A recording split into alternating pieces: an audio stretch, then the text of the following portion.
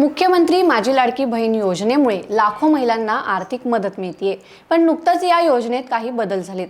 मुख्यमंत्री माझी लाडकी बहीण योजनेतून 2.5 कोटींहून अधिक महिलांना दरमहा 2,500 रुपये मिळत होते, पण आता 8 लाख महिलांना ज्या नमो शेतकरी महासन्मान निधी योजनेतून 1000 रुपये घेतात, त्यांना लाडकी बहीण योजनेतून फक्त 500 रुपये मिळतील।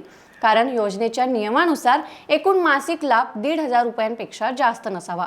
ऑक्टोबर 2024 मध्ये जवळपास 2.25 कोटी अर्ज आले होते, पण तपासणीनंतर ही संख्या जवळपास 2.5 कोटींवर आली। फेब्रुवारी ते मार्च 2025 मध्ये जवळपास 2.5 लाख महिलांच्या खात्यात पैसे जमा झालेत।